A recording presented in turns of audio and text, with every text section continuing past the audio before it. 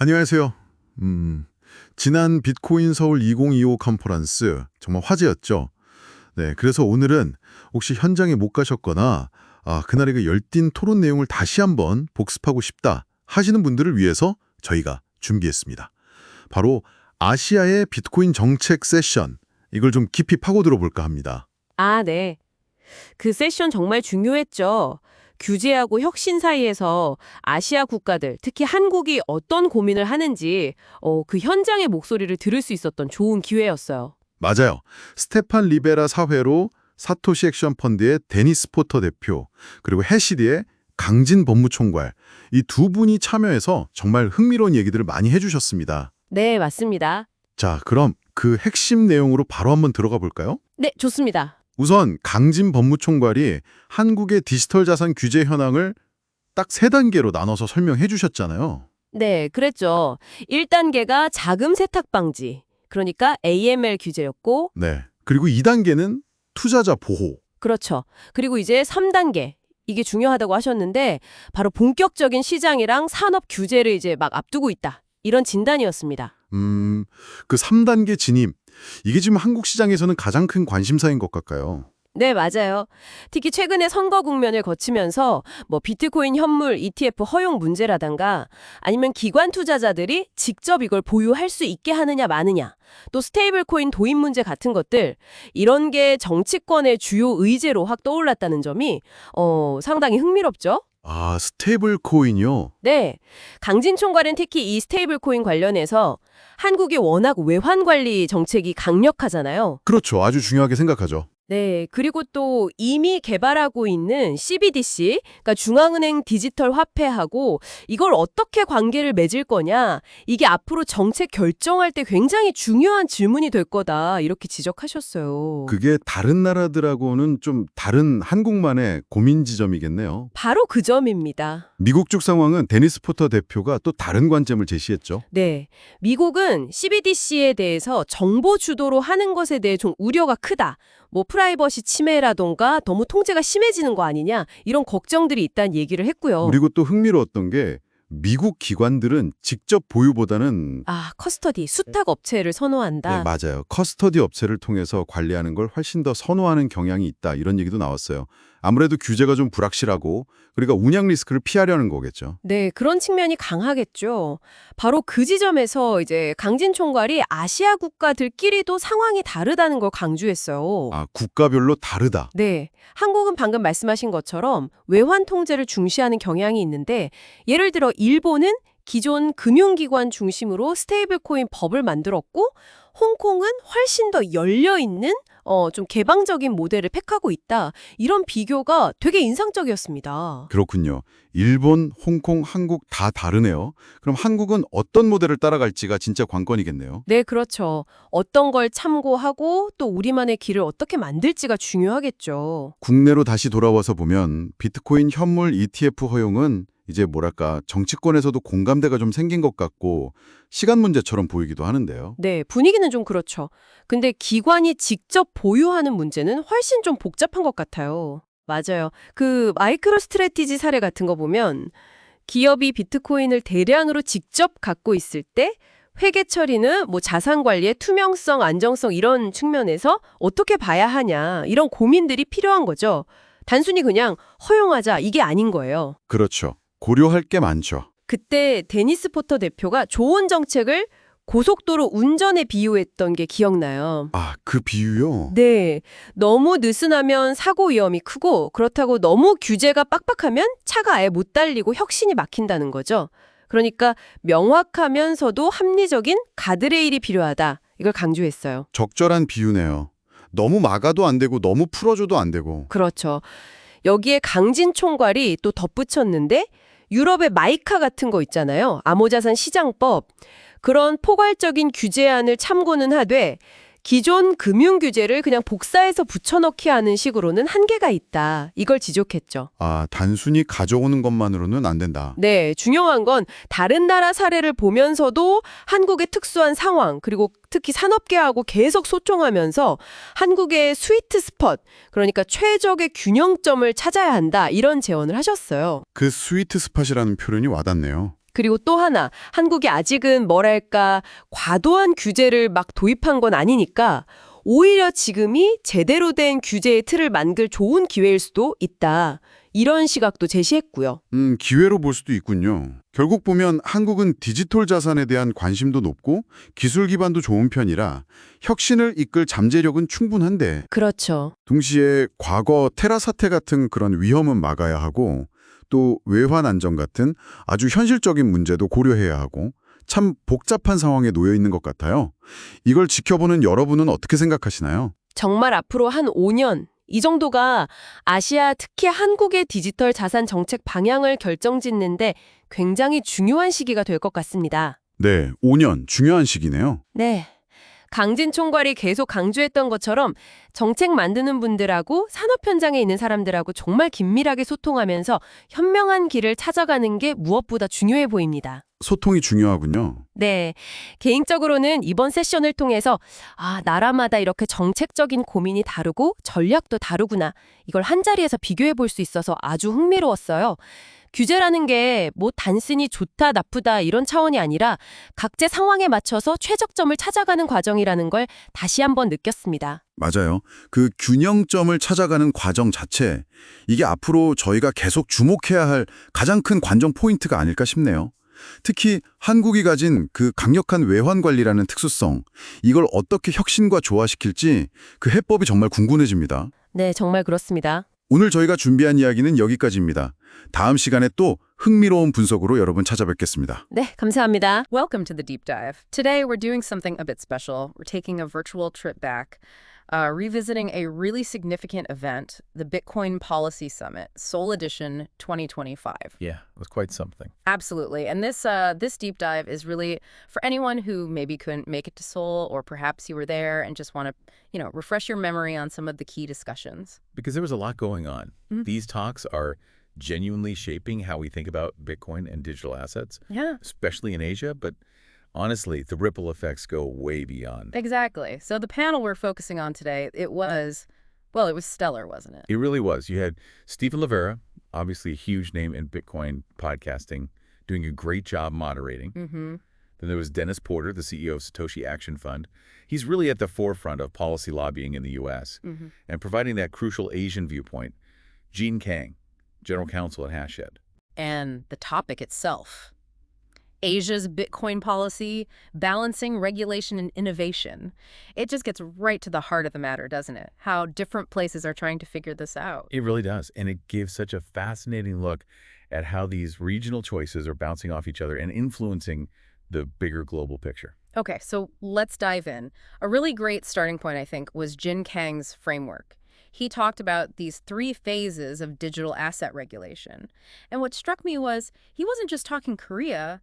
He saw it as a kind of universal pattern. Yeah, that was super insightful. He laid it out pretty clearly. Phase 1, he said, is all about tackling the biggest, most obvious risks first. Right. And because these assets move globally so fluidly, anti-money laundering AML, that just jumps right to the top of the list for pretty much everyone. Makes sense. And Korea, for instance, they were actually quite early on this. They amended their AML law back in 2020, specifically adding VASP as virtual asset service providers, basically bringing exchanges and others under that regulatory watch. Okay, so phase 1, tackle the immediate AML risk. What comes next in this evolution? Well, once you've got a handle on that, the focus naturally shifts. Phase 2 is about investor protection. Ah, okay. Protecting the users. Exactly. And again, Korea was pretty proactive here, too.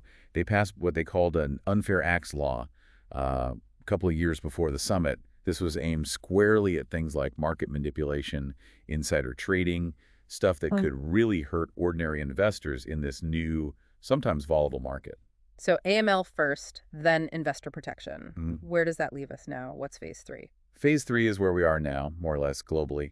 It's about building out that broader, more comprehensive market regulation. You see it very clearly with Europe's MiCA framework that's super detailed. Mike is huge. And in the U.S., you've got these ongoing efforts like the proposed bills trying to bring clarity to stablecoins. It's moving from plugging the biggest holes to actually constructing the full regulatory house, so to speak. And within that phase 3 picture, Korea seems to have its own unique set of challenges and, well, opportunities, especially after their recent elections. Jin Kang pointed to a real push there for things like Bitcoin ETFs. Yeah, that's the big one. And also letting traditional financial institutions hold crypto directly on their balance sheets. But he really emphasized stablecoins as maybe the biggest immediate policy focus. Oh, definitely. The stablecoin conversation in Korea is fascinatingly complex. The government's still figuring out its exact stance, but there's this specific interest in KRW-denominated stablecoins backed by the Korean one. Why is that? Well, it might surprise you, but the Korean one is actually the second most traded fiat currency against digital assets globally, right after the US dollar. Wow, okay, I didn't know that. Yeah, so there's already significant activity there. Right. Plus, you have Korea's central bank, which has been working on its own CBC central bank digital currency project for quite some time. So the big question for them is, how do these two things fit together, stablecoins and a potential CBDC? Do they compete, complement each other? And that brings up another point Jin made about Korea's CBDC discussions that I found really interesting. Beyond the usual privacy and control debates we hear everywhere. Which are definitely present. Right, but he highlighted this very practical question in Korea. What's the actual use case? Given how everyone uses smartphones, how little cash is used anyway, does a CBDC solve a problem they actually have? It's a great point, and it stands in stark contrast to the U.S. discussion, as Dennis Porter pointed out. Over there, the CBDC debate is intensely political. You really hear it from certain politicians. Oh, yeah. Figures like Trump, many Republicans, they're very vocal against CBDCs.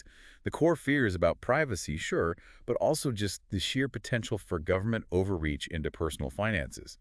Dennis even gave this sort of chilling example. I remember that. Yeah, imagining a political leader wanting the power to, cut off an entire state from the financial system.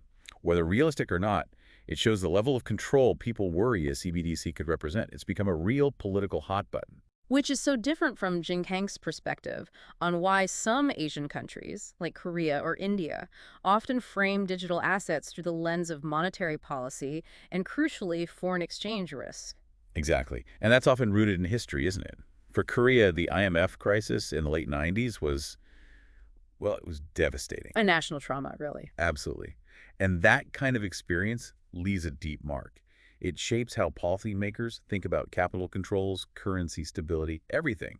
It makes them perhaps more cautious about foreign currency flows, even in digital form. Yeah, that context is key. And it also underscores why we can't just say Asia. It's not a monolith. Look at stablecoin regulation across the region, totally different approaches. Right, like Japan. Japan jumped in early with their stablecoin law. Yeah. But their approach is very much about extending the control of existing traditional financial institutions. If you're a foreign issuer, like Circle with USDC, you generally have to partner with a local Japanese bank or trust company, like SBI, to operate there. It's quite a closed, protective model in some ways. Okay, so Japan's keeping it tight within the existing system. What about Hong Kong? They usually aim to be more open, right? Exactly. Hong Kong's leveraging its status as a global financial hub. Their approach is more open market. They're basically saying, foreign issuers, you can come operate directly here, just meet our rules. No mandatory local partnership needed if you satisfy their requirements. It's designed to attract global players and foster innovation that way. So that leaves Korea kind of caught in the middle, deciding which path to take. Pretty much. Yeah. Jin Kang described this internal debate in Korea. Do they follow the Japanese model, which might feel safer and perhaps echoes how they managed capital market opening in the past? Or do they embrace a more Hong Kong-style openness? He stressed that, the world is different now.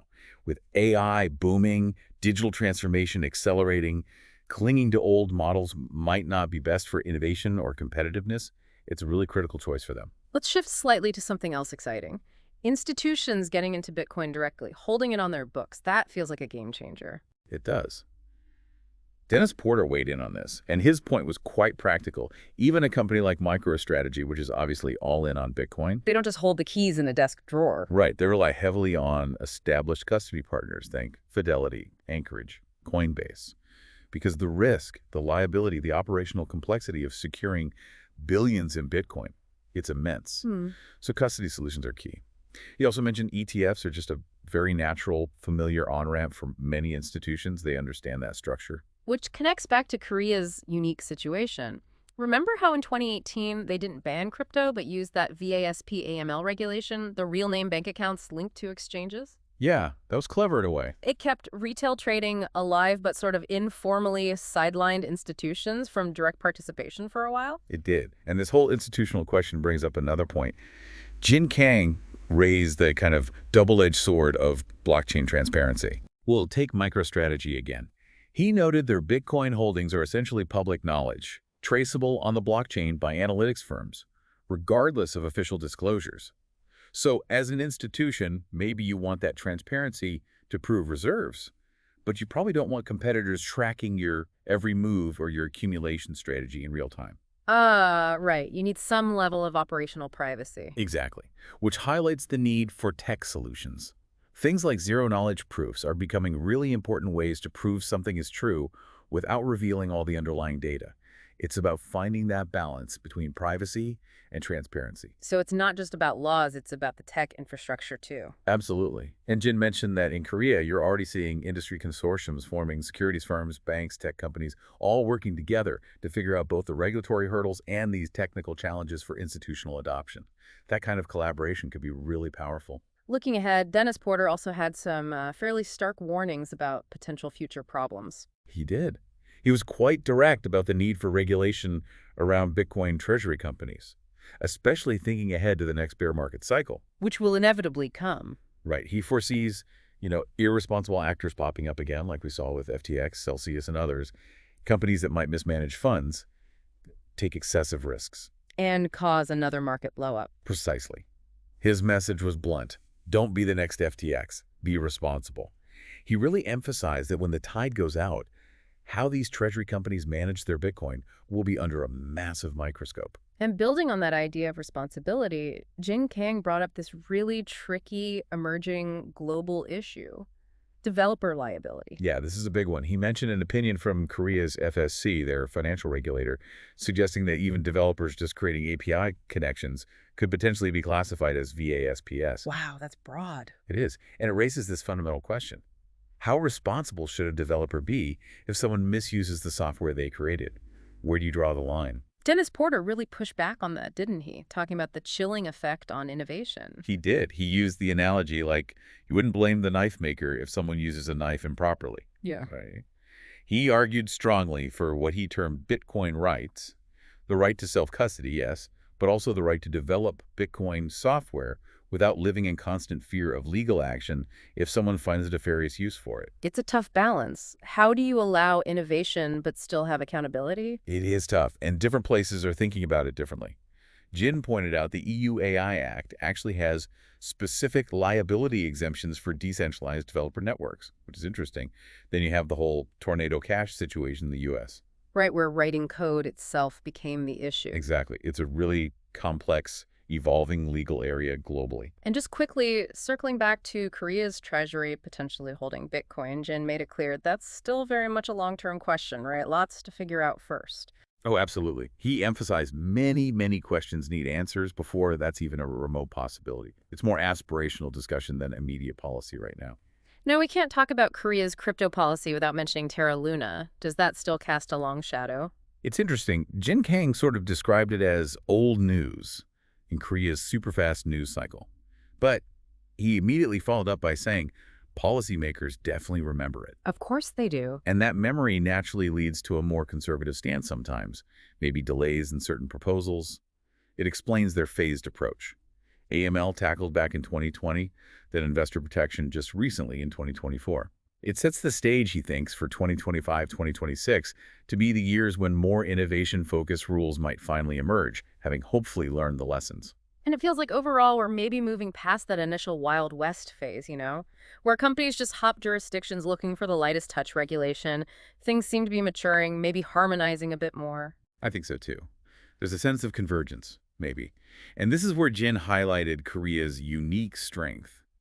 That deep-rooted, strong retail demand for digital assets. Which goes way back, apparently. Yeah, he made this great point that it connects to Korea's very early, very broad internet adoption.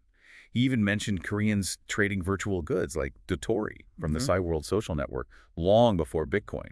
So for many there, digital assets aren't just speculation. They see it as like an opportunity land, a space for real innovation. And looking forward, he sounded quite bullish on Korea's potential. With these institutional task forces forming, the potential to move beyond trading into payments, infrastructure, even integrating with K-pop. Yeah, he suggested Korea could genuinely become a top 5 global player in the space if they play their cards right. Dennis Porter seemed to agree on that potential. He really did. He said Korea has a real opportunity to lead in Asia. He stressed these next 5 years, our critical nations are essentially staking their claim now to be powers in this new technological wave. He's clearly a massive believer that Bitcoin and, interestingly, stablecoins together will fundamentally change finance. Even though he's a Bitcoiner, he sees stablecoins as important. Yeah, his view, as I understood it, is that stablecoins are a crucial bridge. They bring more people into the ecosystem, make it easier to transact, and ultimately many of those people may then find their way to Bitcoin. It's a pragmatic view. Okay, so putting this all together, what makes for good policy here? Correct. And what's bad policy? Dennis had that great road analogy. Oh yeah, I like that. No rules on the road, chaos, everyone crashes, bad policy, too many rules, Yeah. gridlock, no one can move, no progress, also bad So policy. you need the middle ground. Exactly, like clear highway rules. They let you go fast, efficiently, but with enough structure to keep things safe. Finding that balance, he admitted, is the really hard part, politically. And Jin Kang brought in that quote about the U.S., Europe, and Asia. Right, the one from the World Economic Forum. U.S. manufactures, Europe regulates, Asia mimics and makes everything better. He didn't totally buy the mimics part, Understandable. but he did critique Europe's MICA. He felt it was too much of a method copy, just taking old finance rules and pasting them onto digital assets, creating maybe unnecessary burdens. So has the U.S. learned from that, seeing Europe go first? Jin suggested they have, that the U.S. is now trying to foster a, quote, kinder environment. You see it in the contrast between, say, Wyoming's approach trying to attract business versus maybe New York's more restrictive bit license history. They're watching and adjusting. Which puts Korea in potentially a really good position, right? They haven't over-regulated yet, just AML and investor protection so far. Exactly. Jin called it a sweet spot. They can look at what Japan did with its PSA law, what Hong Kong is doing, learn from MICA, learn from the U.S., and hopefully craft something really smart that benefits their own economy and global position. So what's the key, according to Jin, for policymakers to get it right? His main point was simple but powerful. Listen. Listen to the users, listen to the industry, and especially listen to the developers. He felt too many policymakers think they understand it all, but they often miss the technical nuances, what the tech is actually for. Bridging that gap. Yeah. He urged developers to get better at explaining their work in terms policymakers can understand.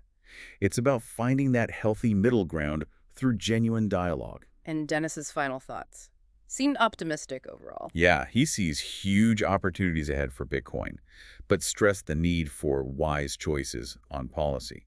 He admitted his own bias towards less regulation, being libertarian-leaning, but he recognized political realities. He ended on a note of excitement about the progress being made. So wrapping up our own deep dive here, what really stood out for you from revisiting this discussion? For me, it was definitely that constant push and pull between innovation and control.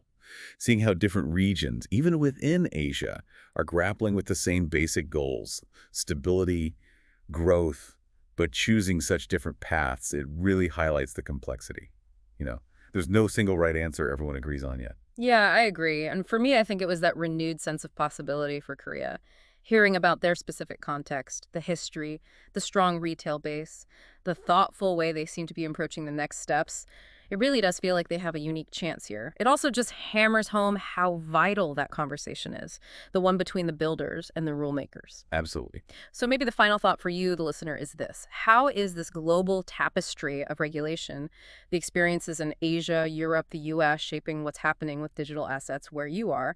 And perhaps more importantly, what role could you play in that ongoing conversation? Good question to ponder. Indeed. Well, thank you so much for joining us on this deep dive back into the Seoul Bitcoin Policy Summit. Been great chatting about it.